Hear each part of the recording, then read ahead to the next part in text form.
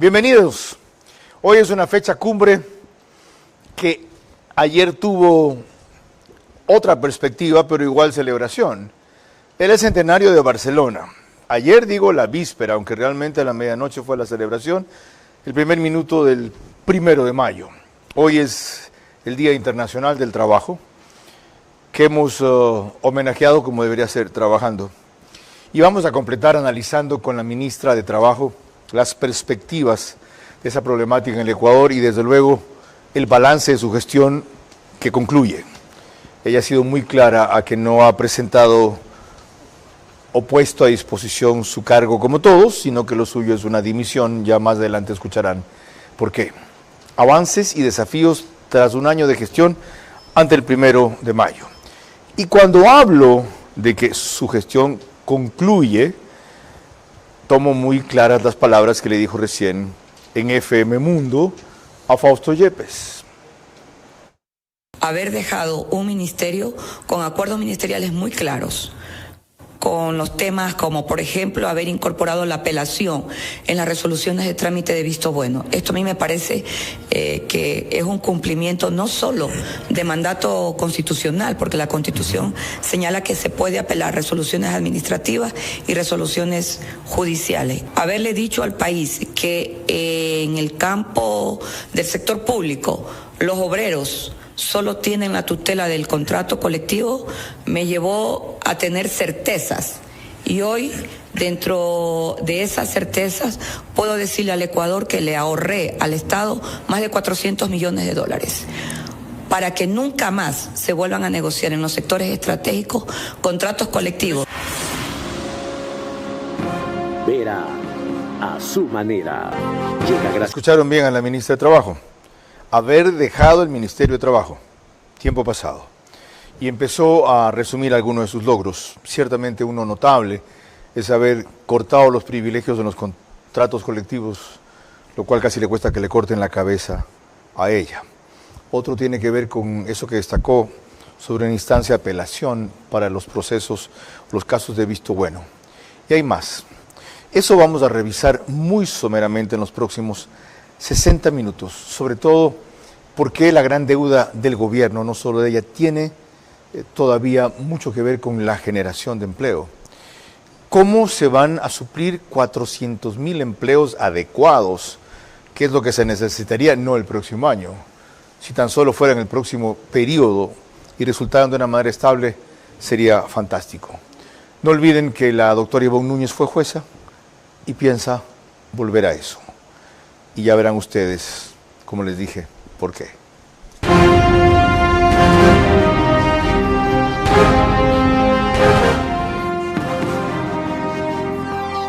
Este es Vera, a su manera. Un comunicador que desde 1975 ha sacudido la televisión con formatos y estilos polémicos, sin ocultar sus simpatías ni jactarse de objetividad, pues el periodismo de opinión siempre asume una posición. Bienvenidos a coincidir o discrepar con Vera, a su manera. Opinión con propósito. Democracia.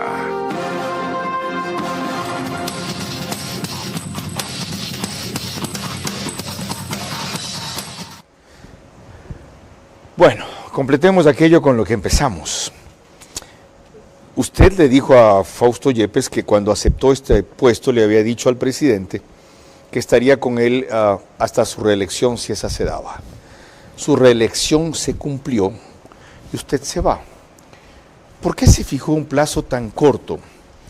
Si lo que más se necesita para tener éxito en la función pública, y yo fui ministro casi el mismo tiempo que usted, apenas 14 meses, más que éxito, más que acierto, más que trabajo, más que paciencia, es continuidad. ¿Por qué? Antes de contestarle su pregunta, déjeme transmitirle un hermoso mensaje hacia usted.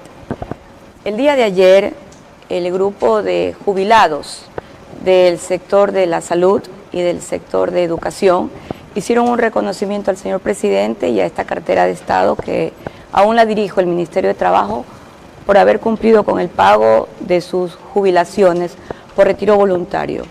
Y cuando hablamos del posicionamiento tan importante que tuvieron en este proceso electoral, jamás dejamos de nombrarlo a usted. Tengo aquí en mi pecho uno de los regalos de ellos. Qué hermoso. Ellos me bordaron esta hermosa chalina y quiero en este programa tenerla siempre presente conmigo. Para usted el agradecimiento y como les dije a ellos, quiero que la voz de ustedes nunca se apague, que siga teniendo eco, porque seguirán siendo los protagonistas de este nuevo país. ¿Nos comprometemos a eso entonces? Sí, por favor, con las dos manos levantadas. Respecto a la formulación de la pregunta, nosotros los seres humanos, frente a desafíos de esta gran envergadura, tenemos que meditar, reflexionar y actuar. Cuando el señor presidente Daniel Noboa Sin me invitó a participar en este proceso, sabía que era el proceso más difícil, pero que estos procesos son por etapas. Y exactamente cuando conversé con él, muy segura estaba de que podía volver él a dirigir el Estado ecuatoriano por un nuevo periodo completo de los 4 años. Incluso se lo manifesté a usted en alguna de las entrevistas. Yo le dije, si las elecciones fueran hoy, el presidente Daniel Noboa Sin ha ganado. El Ministerio del Trabajo tiene muchos desafíos, pero creo que he sentado las bases principales para que el Estado ecuatoriano pueda avanzar de la mano en la mejor política laboral y social implementada en estos últimos 40 años, de lo cual evidentemente me siento comprometida y orgullosa, porque es la política laboral del presidente Daniel Noboa Sin. Vamos a pasar revista, por lo menos, pasar revista de las bases principales. Pero ya que comenzó con eso hermoso de los jubilados, primero gracias. Ya somos coetáneos con ellos, entonces era una obligación y fue un honor. Y la otra cosa, ellos me hicieron saber también, ya que el presidente Noboa ganó, recuérdele su promesa, le dije, ¿cuál fue? Equiparar la jubilación al salario básico. ¿Cuándo y cómo se va a cumplir eso? Bueno, ese es un proceso de reforma a la Ley de Seguridad Social y también al Código del Trabajo, al que yo le he planteado en los actuales momentos una reforma a lo que se conoce como jubilación patronal, porque de las estadísticas que nosotros tenemos en el Ministerio de Trabajo, esta norma que está en el artículo 216, que contiene la famosa reforma patronal que la asume exclusivamente el sector privado, es decir, el sector empresarial, arroja como datos estadísticos que de cada 100 trabajadores en el sector privado, solo el 4% tiene acceso a la jubilación patronal. Significa que 96 personas de cada 100 personas fueron desvinculadas antes de cumplir los 20 años. Incluso antes de cumplir los 19 años. Entonces, respecto a la equiparación, allí tienen que haber reformas de mayor envergadura. Primero, ¿por qué? Porque venimos arrastrando desde la época de la dolarización, la explosión que significó pasar del sucre al dólar.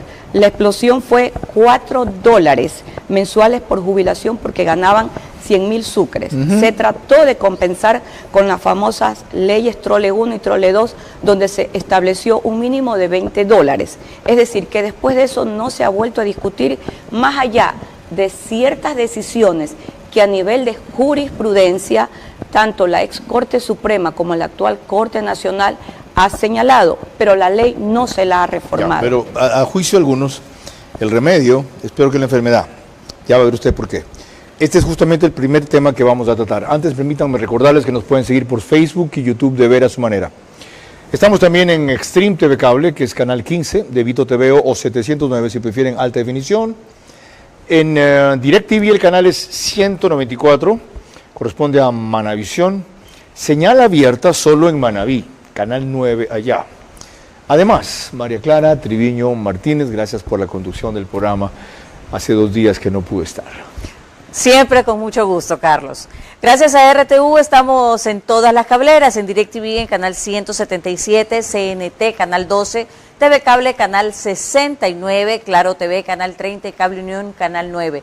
Y el número aproximado de hogares que se reúnen y que ven nuestro programa a través de estas cableras es aproximadamente 40.000, Carlos.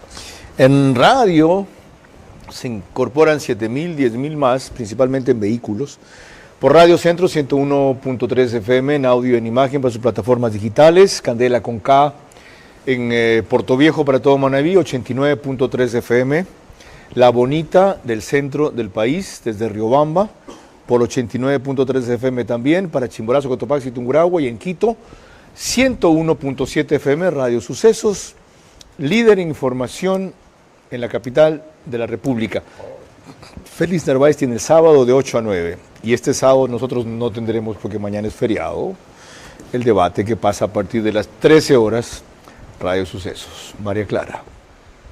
Prosigamos ahora con la propuesta más polémica que ha hecho la ministra de Trabajo sobre la denominada jubilación patronal, según lo recoge el reportaje de la periodista Adriana Bermeo de Ecoavisa.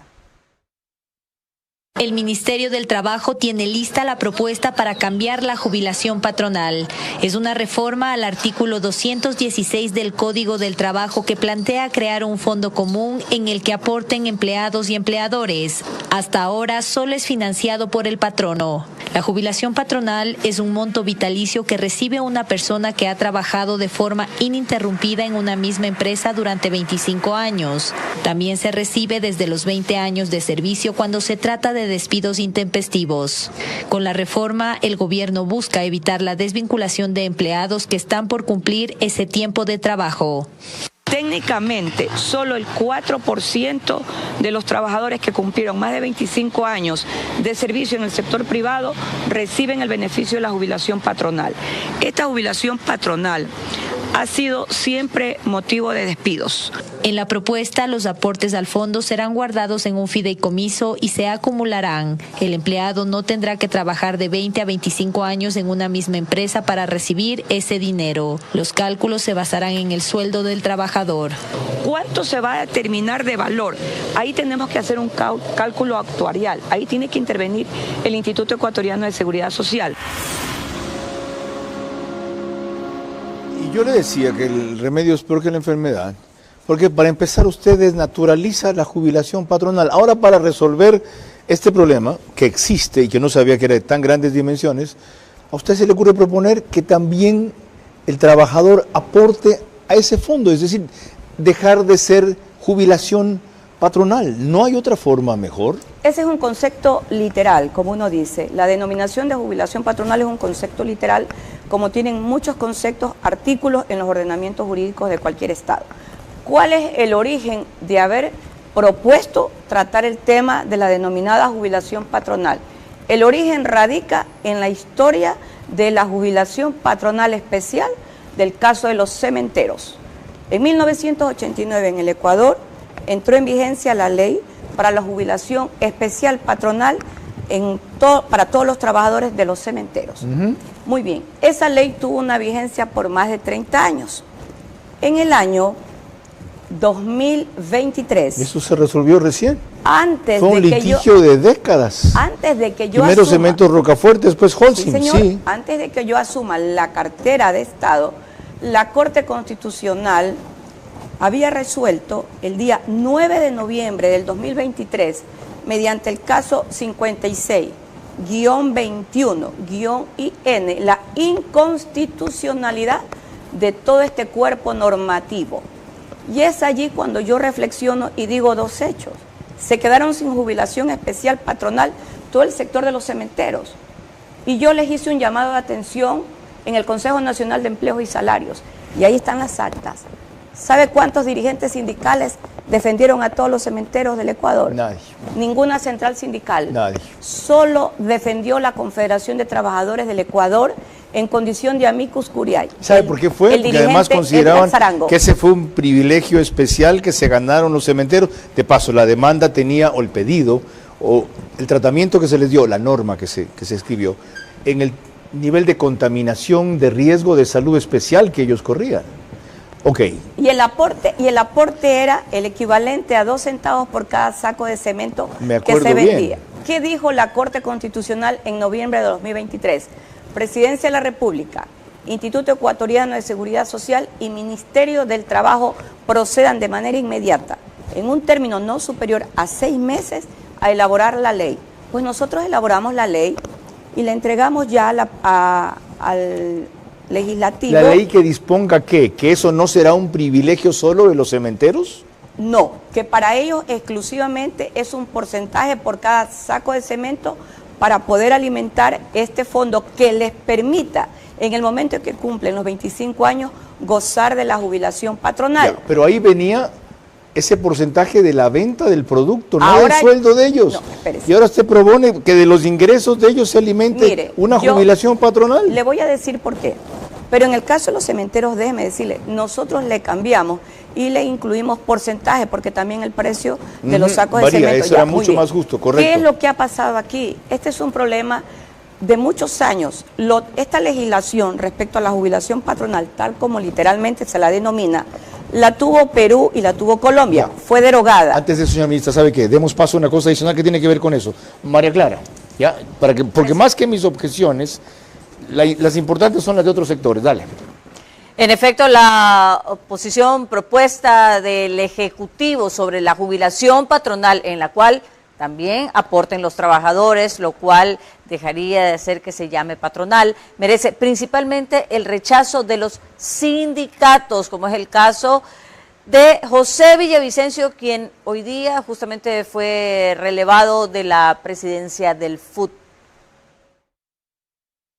Los resultados no son un aval para seguir con la precarización, con la explotación laboral o con las intenciones de su política neoliberal y de privatizaciones. El Frente Unitario obviamente ratifica su postura que el gobierno debe resolver y respetar los principales derechos que ha venido demandando el pueblo ecuatoriano. Son más de 6.500.000 personas que están en la desocupación, en la precarización, en el subdesempleo, y evidentemente que se debe resolver el tema del empleo. Esto último es utópico, para no decir demagógico, entendiendo cómo resolver el tema del empleo, de que todos los que están en capacidad de trabajar lo tengan. Pero voy a la primera parte, que es política, para luego hablar de la técnica con una experta en esto, que es Vanessa Velázquez. Él dice que ustedes, como ganaron las elecciones, se sienten con derecho a imponer por los resultados cualquier cosa. Mire, él sostiene un discurso en el que señala que en el Ecuador hay precariedad laboral, y yo cada vez que lo recibo en el Ministerio del Trabajo, él siempre es recibido por esta ministra de Trabajo, le he dicho, a pesar de sus diferencias. Por supuesto, es más, le he dicho que si yo llegara a continuar como ministra de Trabajo, yo personalmente lo invito a participar a la conferencia de la OIT que se va a desarrollar en el mes de junio, donde el Estado ecuatoriano ya puede participar, porque yo he logrado ponerme al día. A ver, pero ya me desconcierta. ¿Cómo es esto que si yo llegara a ser ministra de Trabajo en junio y dice que está yendo en mayo? Porque yo no sé cuál va a ser la decisión del señor presidente. Que sí, pues usted quiere irse, que la va a decir que se quede. Bueno, esperemos lo que el señor presidente decida finalmente. Mi pretensión no es quedarme, pero yo a José... ¿Ha cambiado de opinión en los últimos días? No, mi y yo me alegro, no, usted le dijo que te acompaño por el primer periodo, sí, mi vocación es la de jueza, yo tengo que volver a ser jueza. Sí, y siempre... ¿Qué la hizo variar? No, yo no he tenido variación. Caray, le estoy demostrando que ha cambiado su posición en pocos días. Mire, y me alegro. No es que la reconvengo por si acaso. No, ¿sabe cuál es el mensaje que yo le di al dirigente? Quiero que usted aprenda el mundo laboral, pero no cerrado en las cuatro paredes del FUT, sino a nivel internacional. ¿A esas alturas? Sí, por supuesto. ¿Usted cree que algo gracias torcido se endereza? Mire, yo no creo que se vaya a enderecer al árbol torcido, pero por lo menos tengo la responsabilidad de decirle que el derecho laboral no solamente lo puede ver en las cuatro paredes donde se encuentra él trabajando diariamente. Ya, por si acaso, José, lo de torcido no tiene nada que ver con lo ético, sino lo de virado hacia la izquierda, por si acaso. Ni tampoco con la canción. Ok, yo tengo el mayor de los respetos para este señor. No, además él dice que con la única ministra de Trabajo con la que se ha podido tomar un café es con Ivonne. Y no yo le digo a él, José, y yo le digo, dígame Ivonne, porque mi nombre siempre será Ivonne. Entonces, qué bueno oír eso. Pero un ratito, tenemos más. De paso, José, las discrepancias que seguimos teniendo a mí me enriquecen, aunque a usted lo irritan. María Clara. Hablando precisamente de expertas en legislación laboral como Vanessa Velázquez, son quienes cuestionan la iniciativa de darle un giro a la denominada jubilación patronal. Tenemos un extracto de una entrevista en FM Mundo. Este famoso artículo 216 de la jubilación patronal ha venido siendo una nueva causal de despido intempestivo para las personas que cumplen 19 años. ¿No? Entonces dicen, ya no podemos permitir que esto siga ocurriendo, y en medida de eso lo que vamos a hacer es que efectivamente vamos a hablar con los trabajadores y los empleadores y vamos a buscar llegar a un acuerdo y vamos a decir, deja de provisionar eso tú solo empleador, hagamos un aporte entre trabajador y empleador, un fideicomiso administrado por el BIES, y con eso un poco solventamos este fenómeno que se está dando. Mismo empleador, yo pude haberme ido, trabajar 5, volver, trabajar 10, volver. La suma de todos mis periodos determinará la existencia o no del derecho de jubilación patronal. De acuerdo, entiendo el problema, no la solución. ¿Por qué no imponen una sanción para los empresarios que incurran en esa práctica que es reiterada, inclusive desde mucho antes, no solo 18, 19 años, cuando se ve que está cerca el periodo mínimo de jubilación, que le resulte más onerosa que el reconocerle la jubilación patronal? Primera cosa. Y la segunda, ¿sabe cuál es el temor mío? Comenzamos a hacer que los trabajadores paguen lo que los patronos tenían que pagar. Chévere. ¿Saben cuál va a ser la siguiente? Que los afiliados del IES tengan, yo no estoy todavía, nunca fui, creo que 5 años, tengan que aportar más de lo que hacen, ¿ya? Para recuperar al IES del cual les ha robado y los ha desatendido y dejado morir por años. Bonita cosa. Y además, ahora yo tengo que aportar más porque me robaron y los ladrones ni siquiera están en la cárcel. No, pues. Y esta es la piedra que va a romper ese camino. Si lo hicimos aquí, también tenemos que hacerlo acá. Si no, disculpe la expresión, jódete. A ver, esta es una jubilación independiente, la jubilación del Instituto Ecuatoriano. Sí, pero repercute en el otro, pues. El precedente repercute en lo otro. Mire, si vamos a hablar de cómo el Instituto Ecuatoriano de Seguridad Social ha tenido una alteración permanente a capitalizar con los fondos de aporte tanto de empleadores y de trabajadores, yo le diría un hecho que en la actualidad se mantiene, que fue impuesto en la época del correato, para vestir muy bonito el sueldo y la remuneración. Cuando le dijeron a los trabajadores, mensualicen los décimos, mensualicen el fondo de reserva. Yo quisiera que el Seguro Social le diga al Ecuador cuánto ha significado no recibir el fondo de reserva desde la época que se implementó esta disposición en la época del correato. Y allí sí no dijeron absolutamente nada, ni demandaron la inconstitucionalidad de esta decisión que tuvo por única finalidad vestir bonito. Bien traído esa colación. ¿Sabe qué? Cuando venga Eduardo Peña le voy a poner exactamente su pregunta. Vamos a seguir con esto y más, pero previamente tenemos que cumplir con quienes hacen posible el programa. Correcto. Cuando volvamos, las preguntas de una dirigente sindical, Marcela Arellano, y un ex ministro de Trabajo, Andrés Ich. La gestión de la ministra de Trabajo significó a veces hacer de ministra de Gobierno y siempre fue bloqueada por la oposición política, la rigidez sindical y la codicia de ciertos empresarios. En medio de eso, sus logros valiosos necesitarán continuidad para llegar hasta las metas propuestas. El episodio de este programa es al día siguiente, ni siquiera 24 horas después. Mañana, 6 de la mañana, por OnePlus. Canal 14, el mismo número en las 3 cableras que lo reproducen. Extreme TV Cable, CNT, Claro TV. También estamos en Zapping, Canal 41. El periódico digital Ecuador en Vivo reproduce un resumen en su portada principal y página de noticias. Y Marcela Arellano, expresidenta del FUT, le plantea esta inquietud a la ministra de Trabajo. La Comisión de Expertos en Aplicación de Convenios y Recomendaciones de la OIT nuevamente vuelve a situar al Ecuador como uno de los países más peligrosos para los trabajadores, sobre todo en materia de libertad sindical. El convenio que están cuestionando que en el Ecuador no se cumple es el convenio 98.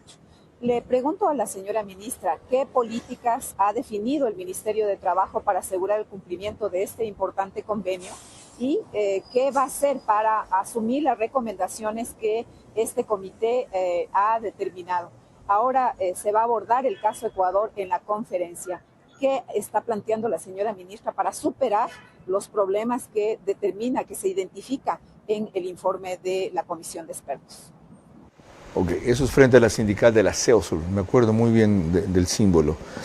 ¿Convenio 92 dijo? No, 98, pero ¿De qué se trata eso? La organización sindical, el respeto a la organización sindical, pero le quiero decir algo. ¿Y por qué dicen que usted lo está respetando? Porque ella hace mención a un informe de periodos anteriores, tanto del Ministerio de Trabajo como de quien dirigió el Estado, fundamentalmente de la etapa del Correato. Y allí en ese informe incluso consta el crimen de un ex dirigente de apellido Arteaga en la provincia de Manabí. Ajá. Y en esta semana en el Consejo Nacional de Empleos y Salarios yo le aclaré, y de igual manera se lo aclaró el representante del sector empresarial, el doctor Paul Corral. Por lo tanto, ella maneja un discurso y un informe que hubiese sido más honesta que dijera públicamente de qué gobierno es. Ok, no tiene que ver con su periodo. En lo absoluto. Pero le toca ahora al Estado actual garantizar ese respeto. Por supuesto. ¿Y qué van a hacer? ¿Cómo? Tengo ya el informe de todas las organizaciones sindicales que han sido aprobadas en el periodo desde noviembre del 2023 hasta la actualidad. ¿No se ha coartado el derecho de huelga? De ninguna manera. ¿En ningún caso? En ningún caso. Organizaciones sindicales, comité de empresas y también firmas de contratos colectivos en el sector público y el sector privado. Nunca antes habíamos tenido una continuidad permanente y además con cero corrupción. ¿Quién fue el último ministro de Trabajo antes de usted? Me parece que el arquitecto Patricio Donoso, que incluso dirigió el Poder Legislativo en su condición, creo, de vicepresidente. Y yo le derogué a él en menos de 24 horas, cuando asumí la conducción del Ministerio de Trabajo, 6 acuerdos ministeriales. ¿Relacionados con? Horas de trabajo donde no se reconocía el pago de horas extra, extraordinarias y suplementarias. Ok. Un antecesor de él, Andrés Isch, también ministro de Trabajo en el periodo de Lenín Moreno, pregunta. Estimada ministra, uno de los desafíos más grandes que tienen trabajadores y empleadores en este momento es cómo prepararse para los empleos del futuro, sobre todo con los grandes avances en tecnología, inteligencia artificial, etcétera. ¿Hay algo que se haya discutido al respecto? Quizá la posibilidad de que las empresas puedan devengar de manera directa lo que ya pagan en este momento por tasa de capacitación, que no regrese en la manera ágil y quizá innovadora en la que necesitarían para atender a estas necesidades. Hemos estado justamente conversando con el director general de la OIT y con varios ministros de trabajo. En el mes de enero nos reunimos 48 ministros de trabajo del mundo bajo la conducción de la OIT. Y hace 3 semanas nos volvimos a reunir varios ministros de trabajo bajo la conducción del director general de la OIT. Y estamos conversando ya de lo que significan las nuevas modalidades de trabajo con implementación de la inteligencia artificial. Para aplicar cosas como qué? Modalidades de trabajo de manera virtual.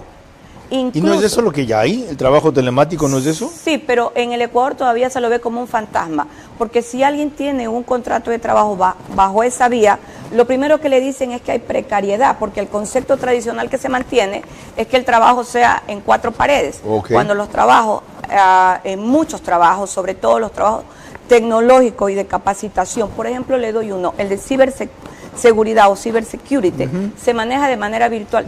¿Y hay que autorizar las reglas para eso, las normas? Por supuesto, las modalidades de trabajo. ¿Lo impiden las actuales? No lo impiden, lo que hay es que ir adaptándolas con acuerdos ministeriales en la medida en que se respeten los derechos laborales. Eso sería una forma de ampliar la generación de empleo también. Por supuesto, y lo no estamos todo el mundo haciendo. Tiene que estar ahí presencial. Nosotros tenemos en este momento la implementación de un convenio de la mano del Banco Interamericano de Desarrollo y de la mano de la Universidad Atlantic University, que nos está dando la capacitación para los jóvenes que tienen emprendimiento y también para conseguir trabajo de manera virtual, utilizando las tecnologías. Vamos con más, María Clara. Será al volver en el siguiente bloque cuando recordaremos el veto del Ejecutivo al nuevo Código Laboral que salió de la legislatura. La gestión de la ministra de Trabajo significó a veces hacer de ministra de Gobierno y siempre fue bloqueada por la oposición política, la rigidez sindical y la codicia de ciertos empresarios. En medio de eso, sus logros valiosos necesitarán continuidad. para llegar hasta las metas propuestas. Estamos de regreso nuevamente y les recuerdo que en Estados Unidos la señal de Macro Digital Televisión usted la puede ver a través de las aplicaciones Roku y Pluto TV. En ellas se conectan entre 12 y 15 mil hogares para ver nuestro programa. Además, usted en España la puede ver a través de Hispasat en el canal 21. Y Macro Digital Televisión en Ecuador se encuentra en Cable Familia, en Colorados Visión, en Vallevisión Play, 11 Play y CNT Play.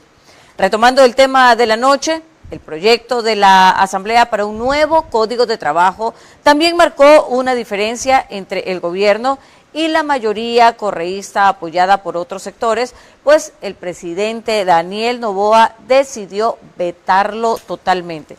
Veremos un resumen de Patricio Díaz en un reportaje de Coavisa. La República vetó la reforma al Código de Trabajo aprobada por la Asamblea, que proponía que los empleadores con más de 25 trabajadores contraten una persona mayor de 40 años. El segundo año será de 1% del total de la nómina, incrementándose anualmente hasta llegar al 4%. El proyecto de legislativo también dispone una sanción para el empleador que la incumpla. Según la objeción, la medida es inconstitucional y discriminatoria con otros rangos de edad. Podría provocar una contradicción con otros grupos etarios, sociales y profesionales. El mandatario teme que cumplir esta obligación impida que se consideren grado académico, experiencia técnica u otras capacidades necesarias para ejercer una función en el sector privado. El Ejecutivo hizo también 9 objeciones más por inconveniencia sobre artículos que se referían a la no discriminación por edad en el sector público y a las prohibiciones de acoso y violencia en espacios de trabajo.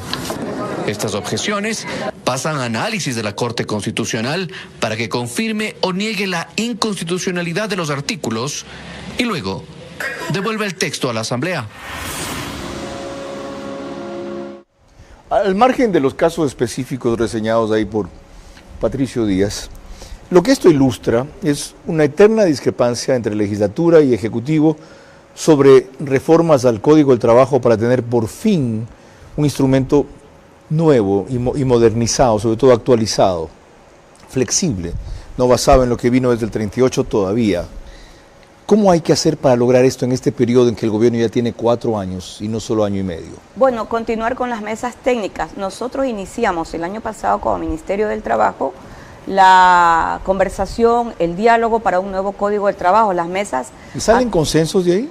Sí, porque primero ¿Entre trabajadores y empresarios? Sí, por supuesto. Por ejemplo, ¿en temas como cuáles? En los temas de definición de lo que significa el trabajo. Hay un artículo que evidentemente marca una diferencia con el código anterior y lo que se está planteando ahora. ¿Qué es? Respecto a los elementos que constituyen el trabajo. Los 3 elementos que están establecidos en el artículo 8 tienen variaciones sustanciales porque habla de una jornada específica de horas, habla de la remuneración pactada y habla del responsable que emite las disposiciones para el trabajo.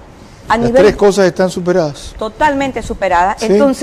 Entonces son temas que se van de a poco discutiendo, pero las mesas ya se instalaron en el seno del legislativo y yo como ministra de Trabajo comparecí, incluso oponiéndome a varios criterios que el sindicalismo presentó respecto al tema de la organización sindical y a los aportes que se deben hacer, no sobre el sueldo, sino sobre la remuneración. ¿En este segundo periodo de Noboa será posible avanzar en esas reformas? Yo creo que sí. ¿Se puede lograr un código consensuado? Se puede lograr un mínimamente código consensuado. Sí, y lo más importante, pienso yo, que el nuevo Código de Trabajo debe incorporar a trabajadores del sector público y sector privado, no tener la famosa LOCEP que nació en el 2010, sino un solo código que los tutele absolutamente a todos. Enseguida tendré otras inquietudes, pero antes, María Clara. Al regresar en el siguiente bloque, uno de los temas más conflictivos que lideró nuestra invitada, la ministra de Trabajo, Ivonne Núñez, un juicio penal contra Rafael Correa. La gestión de la ministra de Trabajo significó a veces hacer de ministra de Gobierno y siempre fue bloqueada por la oposición política, la rigidez sindical y la codicia de ciertos empresarios. En medio de eso, sus logros valiosos necesitarán continuidad para llegar hasta las metas propuestas. Estamos de regreso nuevamente y les recordamos que nos encontramos desde los estudios del canal 24/7. Eso significa que usted nos puede ver a través de Extreme TV Cable, Canal 3, Claro TV, Canal 9, Divinet, Canal 12 y Data MS Televisión, Canal 99. Retomando el tema de la noche y como les habíamos anticipado en el corte anterior, así justificó la ministra de Trabajo saliente y renunciante, pero no renunciada. Vale la pena aclarar esto. La doctora Ivonne Núñez, nuestra invitada central de esta noche, sus motivos para promover el juicio contra Rafael Correa en una entrevista que tuvo vía Zoom con nuestro director Carlos Vera en su programa Del Día a la Noche de Radio Centro. No solo que tiene redes sociales, sino que es un activista permanente en la incitación del pánico y del miedo a todos los ecuatorianos en el momento en que se suscitó el conflicto diplomático. Yo me vi en la necesidad, no como ministra de Estado, sino como ciudadana, porque sí recorro el país, de decirle a la Fiscalía General del Estado que investigue todas las denuncias y la conmoción nacional que han generado todas las denuncias presentadas por el sujeto denunciado en los medios de comunicación, donde incita ya no a una guerra interna, sino a una guerra internacional. En efecto, así fue. Recuerden que Correa dijo, ¿qué tal si la Armada de México bloquea el Golfo de Guayaquil, ya por donde salen el 83% de nuestras exportaciones, etcétera, etcétera, etcétera? Ese patriota fue, ya, este individuo, y la única mujer que se atrevió a procesarlo por las razones que acaba de explicar es la ministra de Trabajo. Ni siquiera fue la ministra de Gobierno de entonces, ¿ok? Ni siquiera fue el secretario general de la administración, fue ella. ¿Se arrepiente de haberse echado ese peso encima? No, de ninguna manera. Yo ya rendí mi indagación. En la indagación yo ya rendí mi versión libre y voluntaria con el acompañamiento del abogado que me patrocina, que es el doctor Ramiro Román, un muy buen jurista. Formidable. Y él ha sido el sujeto en esta fase investigado, ha sido conminado a que rinda su versión. Lo fue últimamente en el mes de febrero. De igual manera, yo he solicitado la incorporación de otra documentación que se suscitó cuando el Estado mexicano denunció y solicitó medidas cautelares en contra del Estado ecuatoriano en la Corte Penal Internacional.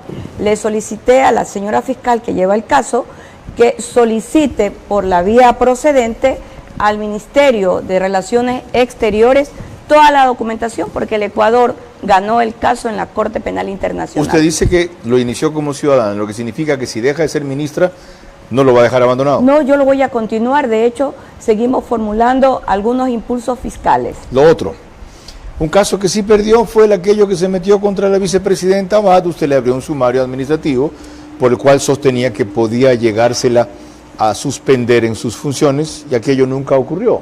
¿Por qué? Bueno, nosotros lo que hicimos fue acatar una decisión constitucional. Fue una juez de apellido Mayorga que en efecto señaló que el Ministerio de Trabajo era competente para sustanciar y resolver esta acción administrativa. De esta primera decisión, que es una decisión constitucional, la fase final está ya en sede constitucional. ¿No salió eso rechazado porque aquello no aplica a funcionarios de elección popular? Déjeme decirle que la Corte Constitucional, cuando el Tribunal de Alzada, que es un tribunal del área penal, solicitó una consulta interpretativa de norma a la Corte Constitucional, nunca dijo que el acuerdo ministerial 0175 era inconstitucional porque no era una demanda de inconstitucional. ¿Usted no ha perdido el caso? No, para nada. Lo que la Corte Constitucional le dijo al Ministerio era que a futuro, en el artículo 2, como ya lo hicimos, de ese referido acuerdo ministerial, se incluyera una excepcionalidad. Este primer caso se encuentra ya en sede constitucional ante la Corte Constitucional. Y el segundo caso, que fue sustanciado respecto a lo mismo. Por eso yo le decía a la juez que ella no podía realizar una acción de protección sobre un tema que ya había sido resuelto por otra juez constitucional. Este segundo caso de esta juez activista de apellido Vera se encuentra aún en fase de apelación. Ok, no somos parientes por si acaso. No, por si acaso, para nada. Por si acaso, no somos parientes. Lo más grave, como dije al principio, su mayor deuda sigue siendo el impulso a la generación de empleo. Sus datos de nuevos empleos eran contradichos por el INEC, no eran soportados por la cantidad de nuevos afiliados que tenía el IES. ¿Puede estimar una cifra durante su gestión de cuántos empleos nuevos se crearon? Me gusta lo que usted acaba de decir. Yo siempre cuestioné el comportamiento del exdirector del INEC y el tiempo me dio la razón. 7.000 errores en el informe de Contraloría respecto a las gestiones de él. Del censo. Así es. Y quizás el proceso más escandaloso fue haber tapado los homicidios, que se destapó en algún momento. La actual directora del INEC ha reportado ya el crecimiento en empleabilidad en el caso específico de las mujeres. ¿Qué es crecimiento en empleabilidad? Que existe un número formal de empleo debidamente registrado y que se lo puede probar. ¿Cuánto en mujeres? ¿O en porcentaje o en números? A nivel de mujeres, nosotros en el Ecuador tenemos registrado toda la empleabilidad y es de acceso directo, acceso directo para cualquier ciudadano. A nivel de empleo de jóvenes, que es donde más nosotros hemos trabajado, nosotros tenemos registrado hasta el día de hoy 320.639 contratos para jóvenes desde diciembre. ¿De 3 meses? No, desde diciembre del año 2023, cuando entró la ley, todo el año 2024 y hasta la presente fecha, es decir, hasta hoy, 1 de mayo. Ya. De allí, 105.000 es de mujeres y 215.000 responden, que es el 67% de hombres. ¿Son empleos estables? Son empleos estables. ¿Son empleos adecuados? Son empleos estables, son empleos adecuados y son empleos que puede ir cualquier medio de comunicación a constatarlos, porque en la página del ministerio... ¿Los contratos registrados deben estar allí? Claro. ¿Sabe cuánto suma esto? Más de 600.000. Por supuesto, y además están los nombres de todas las empresas. Ningún ministro de Trabajo realizó este trabajo que este ministerio se atrevió a realizar. Okay. Usted puede ver, constatar, incluso yo siempre le digo a los empresarios, hasta su competencia aparece allí. Ok. A propósito de empleo, me dijo María Clara que eso está entre las 5 preguntas que corresponden a la fase final de este programa que ella ha establecido desde que reiniciamos, creo que la 4ª temporada. Así que adelante, María Clara. Gracias, Carlos. Precisamente, como lo mencionabas, corresponden mis preguntas para nuestra invitada central, recordándole a ella, a pesar de que ya ha participado en otras ocasiones de este mismo proceso, de este mismo procedimiento, que deben de ser respondidas en términos de sí o no. Vamos a iniciar con las preguntas para nuestra invitada central, la ministra de Trabajo, Ivonne Núñez. La primera. ¿Sugeriría usted a algunos de sus colaboradores al presidente para que asuman su relevo, asegurando de esta manera continuidad en su gestión, sí o no? No. La segunda, ¿es evidente que se sentiría más cómoda como jueza que como ministra, sí o no? Sí. La tercera, no es ninguna novedad que su estilo frontal y además su liderazgo audaz han molestado algunas instancias de gobierno. La pregunta es, ¿vale desalentarse por tan poca cosa cuando faltan aún objeciones de fondo, sí o no? No. La cuarta, ¿es una necesidad insistir nuevamente a través de la Constitución o el Código de Trabajo por la denominada flexibilidad laboral cuando tantas veces ha sido rechazada, incluso por quienes serían sus potenciales beneficiarios, sí o no? Sí. La quinta y última, así como existen incentivos para emplear a jóvenes y personas con discapacidad, deberían existir incluso mejores y mayores para emplear a personas de tercera edad que estén con plena capacidad de trabajar, sí o no? Sí. Muchísimas gracias. Carlos. Tengo una sola inquietud breve, final. Para cuando haya asamblea constituyente, si es por votación directa universal, ¿se postularía sí o no? No. Si es nominada por un sector representativo que la considera usted para estar allí, ¿aceptaría? Sí. Ya. Doctora, gracias por su tiempo, por su permanente predisposición a absolver preguntas y a enfrentar problemas críticos cuando muchos los han evadido. Quizá ese ha sido uno de los problemas que, como decía María Clara en una de sus inquietudes, algún sector del Ejecutivo le ha molestado. El salir a aclarar, en lugar de esconderse, dilatar, dejar que las cosas y el tiempo pasen y permitir que la especulación gane. Ciertamente, en ese fragor no siempre el ministro o el vocero oficial sale ganando.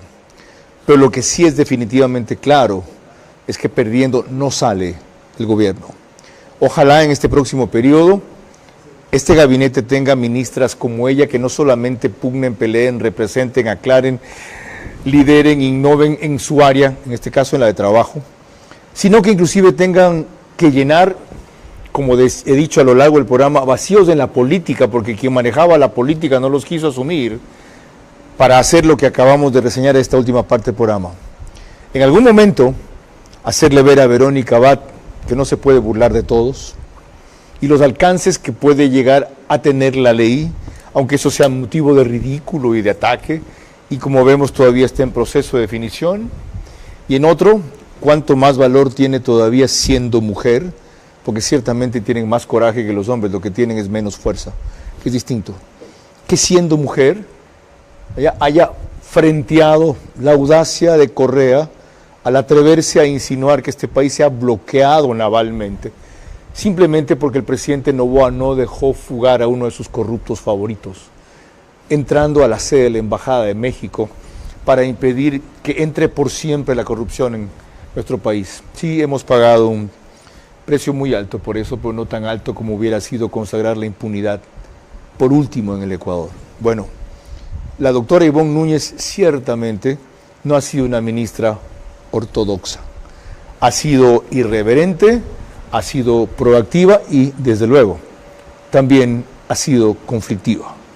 Su gestión entra ahora en evaluación y en la mayoría de aspectos que yo he considerado positivos a lo largo de este programa merecen continuidad y, desde luego, superación también. Me extraña que le haya dicho a María Clara que ella no se atrevería a recomendar a alguien de su equipo de colaboradores para que sea su sucesor, cuando si la gestión es buena, sería de lo más probable. En todo caso, con la nominación que haga el presidente, tiene una señal muy importante que dar a los sectores que demandamos empleo en este país, no yo en el caso personal, pero sí los de tercera edad, respecto a lo cual preguntó María Clara, más aún ahora que fueron un puntal de la victoria, ya no solo jóvenes, ya no solo desempleados, viejos también, viejos pero no pendejos, viejos pero no inútiles, viejos buenos para ir a votar, sí, ¿no? Y después olvidar los 4 años más. Con ellos hay una deuda que pagar. Y también un mensaje claro que mandar a trabajadores, sindicatos y empresarios. Los unos en exceso recelosos y caducos, y los otros en exceso codiciosos e inflexibles también. Ese liderazgo de conjunción de objetivos le corresponde al presidente Noboa y tiene para este nuevo periodo, por ahora, toda nuestra confianza. María Clara. Nosotros volveremos con Ver a su Manera al finalizar este feriado. Por ahora, gracias por su gentil compañía en este Día Internacional del Trabajo o del Trabajador. Por supuesto, estaremos con ustedes. Que pasen buenas noches.